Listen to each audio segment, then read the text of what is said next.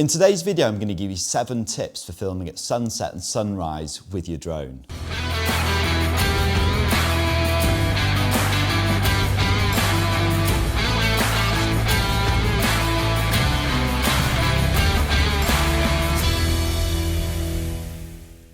We see the drone commercials. In our minds, we're going to capture these beautiful sunrises, sunsets, and then reality hits us. It's clouds over, and we just look back at what we filmed over the last 6 months, and there's just a lack of those magical images, golden hour, sunrises, those silhouette shots. The first thing I'd say is you want to have the mentality, decide, are you a drone hobbyist or are you a professional? Drone hobbyist will go away on a trip, hop on the tour bus, bumble along, whip the drone up, get some nice shots here and there. Drone professional, I'm getting sunset, sunrise, whatever it takes, I'm gonna capture them. It's a different mindset. It's like your friends and family have to respect that you're a pro and you're on a mission, you're gonna do this, you're gonna capture your shots. Especially, like I said, in England, we don't get that many of them, especially at the moment, so I really need to capitalise. The first main tip I'll get onto is to use an app called Alpenglow. It's free. There is a pro version as well, which isn't very expensive. It just gives you longer to look, but the free version is also very good. And it gives you the percentage chance of what the sunset, sunrise is going to be clear. So this is really important because it can take a long time to go to your location, and you might look at the general weather forecast and it'll give you, or it could be sunny, it could be cloudy, it's sometimes very indecisive. I like with this, it actually gives you the percentage chance. It tells you the times, and it also gives you a map, and it shows the direction of the sun, which is really handy. So if you're planning, okay, I want to do a silhouette with this tower, then you can set, okay, I need to set off from this angle, I need to film here. The next point is you want to be prepared as possible, especially for sunrise. You need to have these batteries charged, clean SD card in, everything packed up in your bag from the night before, because we all know when that alarm goes off, the last thing you're going to want to do is start faffing around, especially if your partner's there. I would say also it's worth considering when you're traveling abroad is planning where you're going to stay, because that's going to make it so much easier, both the sunset and sunrise, just to capture those moments. And give yourself enough time as well, because there's nothing worse than underestimating how long it'll get there and you miss that golden hour. So the next tip is, with video, I would generally go with the sun, so having the sun behind you for most of golden hour. Not necessarily all of it, because right at the end, just when it fades, you can capture some beautiful silhouette shots when you're facing into the sun. So, but by and large, for most of my shoots, I want to have the sun behind me facing the subject. Or the other one is having, and this is, you can capture some, this is probably possibly my favourite actually, is having the sun coming at a side angle. This can look really nice. So you just have that little effect in the corner, just that little burst of sunshine. Now, a little tip for doing this is, what I like to do is when I set my drone up, do some orbits, because then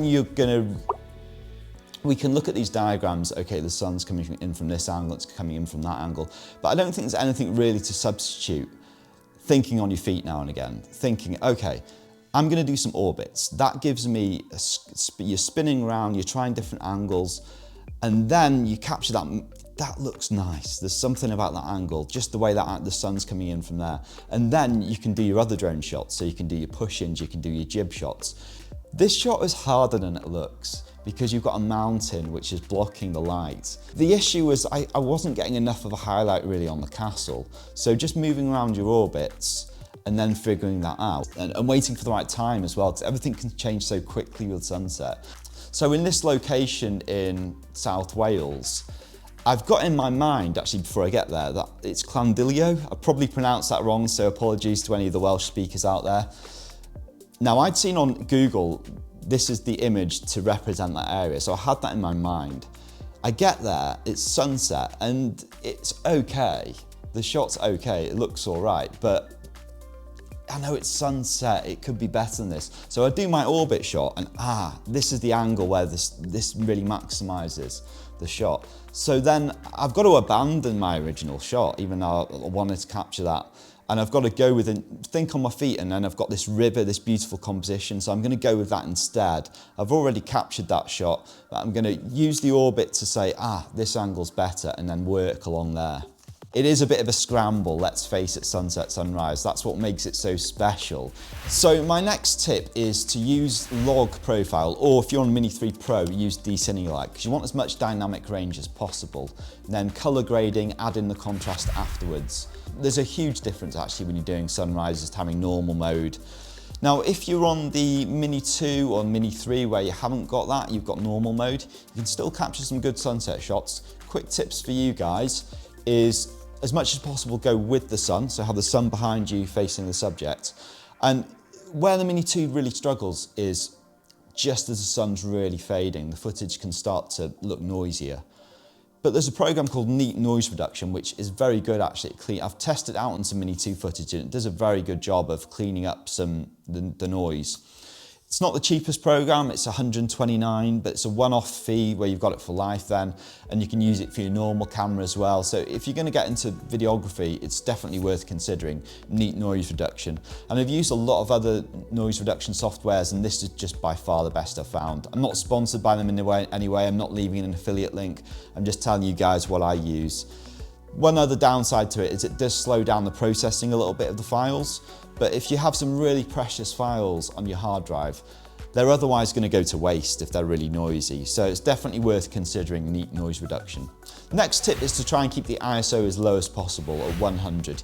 You want to fight as hard as you can to keep that. If that means you don't use any ND filters towards the end of sunset or the beginning of sunrise, then so be it. Don't feel like you have to always use ND filters. The sun does fade very quickly. Another quick tip with this, guys, is the shutter speed. Now, if you're filming at 30 frames per second, you want to have double shutter speed, so 1/60. Filming at 24, then you want to have 1/50.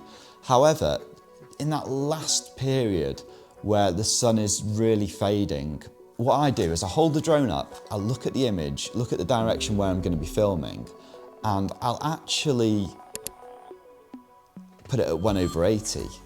Because I know by the time I've sent the drone up there, by the time I've set the shot up, the lighting will have changed. In that 2 minutes, it'll change very quickly. So then when I've got the drone in place, I'll then move it back to 1/60. And with ND filters as well, most of the time in golden hour, I'll probably use ND32 for a lot of it.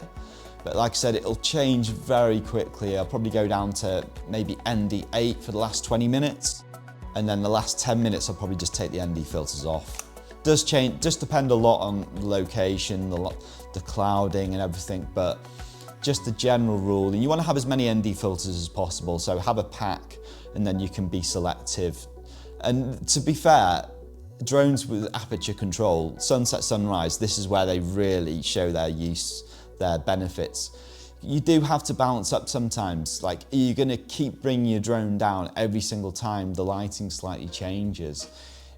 You do have to weigh up. Now, I don't really recommend going to ISO 200, but in an extreme situation, now and again, you just might have to. Or you might have to, like I said, the trick before I told you about the shutter speed, I think that's an absolute lifesaver sometimes. A final tip is to do with the editing. And what I like to do with this is I'll use the white balance as normal, as standard, but then when I come to post-production with the editing, I might add a little bit of warmth in. So I like to use the color wheels for this, and just especially in the mid-tones, maybe a little bit of highlights as well, but generally more in the mid-tones, I'll just just push it a little bit warmer, and obviously I'll have nice contrast and I'll have nice saturation. Now, if you want any more tips specifically for how to do the color grading, how to edit D-Cine like, I've done a separate video doing that, and I'll leave that here, and I'll see you guys in that video.